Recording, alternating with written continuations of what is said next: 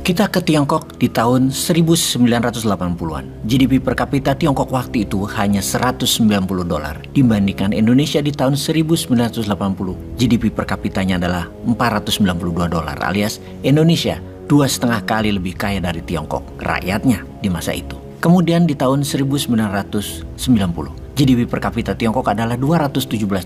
Sementara Indonesia, pendapatan penduduk rata-rata setahun adalah $585 per orangnya. Indonesia masih 2,5 kali lebih banyak, lebih makmur dari Tiongkok. Di tahun 2000, GDP per kapita Tiongkok adalah $960, sementara Indonesia harusnya adalah 2,5 kali dari Tiongkok. Namun faktanya pendapatan penduduk Indonesia dalam waktu 1 tahun di tahun 2000 hanyalah $780. Kunci dari pelajaran ini adalah bukan apa yang dilakukan di tahun 90-an sehingga mencatat kenaikan di tahun 2000. Namun apa yang dilakukan sejak tahun 1980-an lah yang menjadi kunci sukses 20 tahun kemudian bagi Tiongkok. Apa yang Tiongkok lakukan? Karena begitu kita teruskan data pendapatan per orangnya di Tiongkok, makin nyebelin dan kesel hati ini jika dibandingkan sama yang di tanah air Wakanda pastinya. Angka GDP per kapita Tiongkok setiap 1 dekade, setiap 10 tahun pertumbuhannya terbang dengan kecepatan tinggi. Di tahun 2010 angkanya menjadi $4.450 per orang dan di tahun 2020 pendapatan per orang di Tiongkok adalah $10.500. Yang mana diprediksi di tahun 2030 Tiongkok akan menjadi negara dengan pendapatan per orang per tahunnya adalah $25.000. Sekali lagi kita pertanyakan, apa yang dilakukan oleh Tiongkok sejak tahun 1980-an hingga saat ini? Mengingat masih terus selalu tumbuh dengan angka yang fantastik. Mengapa kita tidak tiru? Sejauh ini sudah 8 tahun Indonesia mepet-mepet Tiongkok, ngobrol diri minta dikawin tapi malah dipacarin doang. Sampai harta orang tua sang gadis habis. Pasti cabut tuh Tiongkok setelah kegadisan sang gadis nggak gadis lagi, digantung nggak dikawin-kawin, sampai jadi jelek dan tidak menarik lagi. Kemudian harta orang tua gadis tadi ya habis. Dah, bye-bye. Bener deh, kalau kita ilustrasikan, pejabat kita itu menggambarkan diri mereka itu gadis cantik. Padahal yang naksir bukan karena gadis itu bener cantik atau pintar, tapi karena orang tuanya tajir aja jadi pada ngelirik dan mendekati karena mau kekayaan orang tua si gadis. Jujur Li, sejauh ini Wakanda belum meniru apapun yang dilakukan Tiongkok. Misalnya menghukum mati koruptor, karena itu kunci sukses di dalam bangun ekonomi. Apa kelupaan ya niru?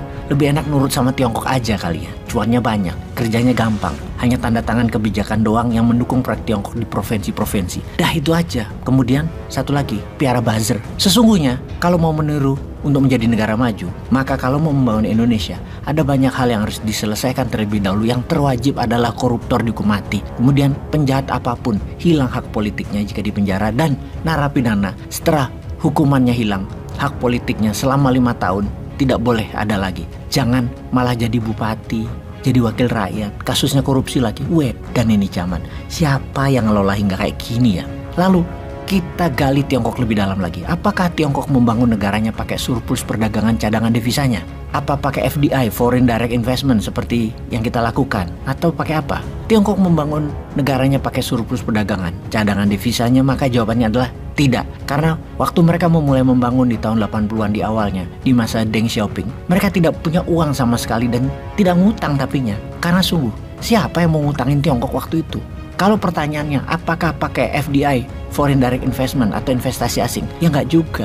Siapa yang mau invest di negara komunis otoriter di tahun 80-an itu? Ini kuncinya yang harus kita pelajari. Lalu pakai apa? Kita tambahin biar nambah penak palakmu. Bagaimana Korea Utara bisa hidup tanpa IMF, tanpa World Bank, dan bisa memproduksi senjata nuklir? Nah, bingung kan? Kita lanjut. Apa yang Tiongkok lakukan di tahun 80-an tentu beda dengan yang Korea Utara lakukan. Yang Tiongkok lakukan di awalnya adalah menipu Amerika dengan Deng Xiaoping mengatakan bahwa 40 tahun lagi Tiongkok akan jadi negara demokrasi. Itulah perkataan di tahun 70-an ke Henry Kissinger yang waktu itu Menteri Luar Negeri Amerika. Dan di tahun 80-an ketika ketemu dengan Presiden Amerika Ronald Reagan, Deng Xiaoping mengulangi lagi pernyataan tersebut. Mengapa kita mengatakan Tiongkok menipu Amerika? Karena hingga saat ini Tiongkok tetap berideologi komunis sosialis, bukan liberal kapitalis demokrasi seperti Amerika. Dari janji mau jadi negara demokrasi, maka yang kedua adalah yang dilakukan di dalamnya tetap melakukan reformasi ekonomi. Apa yang dilakukan sehubungan dengan reformasi ekonomi? Bebas pajak panjang di Tiongkok. Kalau asing mau menjadikan Tiongkok pabriknya untuk produksi mereka yang digaransi harganya nanti akan jauh lebih hemat hingga tinggal 30% COGS-nya, cost of goods sold-nya atau HPP-nya atau harga pokok pembeliannya. Modal usaha, capex, capital expenditure, investasi turun tinggal 30%. Siapa yang nolak? Itulah awal tahun 80-an, kawasan ekonomi khusus dibangun di 4 wilayah di Tiongkok. Apalagi reformasi ekonomi yang dilakukan oleh Deng Xiaoping, mempermudah izin, hanya 1 minggu selesai dan bisa bangun pabrik di kawasan industri, kawasan ekonomi khusus yang tanahnya tidak perlu beli, langsung jadi aset perusahaan karena bagian dari setoran BUMN Tiongkok di perusahaan asing tadi. Efek langsung kebijakan Deng Xiaoping adalah transaksi perdagangan Amerika Tiongkok meningkat. Dari tahun 70-an itu awalnya adalah 5 juta dolar, di akhir tahun 70-an menjadi 142 juta dolar, dan di tahun 80-an menjadi 2,5 billion dolar. Salah satu yang awal-awal masuk perusahaan Amerika di Tiongkok adalah Pullman Kellogg dengan 8 pabrik pupuk amonia yang akhirnya mereka menjadi pengendali pangan dunia sekarang. Syarat kedua masuk perusahaan asing adalah transfer teknologi, transfer keterampilan, dan transfer knowledge dengan janji produksi menggunakan tenaga kerja Tiongkok,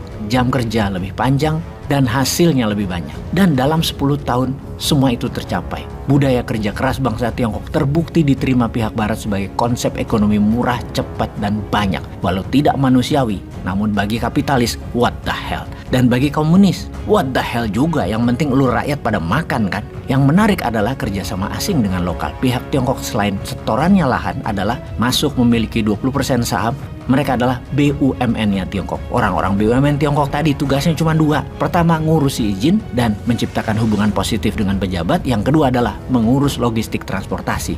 Di Tiongkok itu tidak ada isu sosial atau isu kedarahan. Kalau ada masalah atau macam-macam, semua disikat.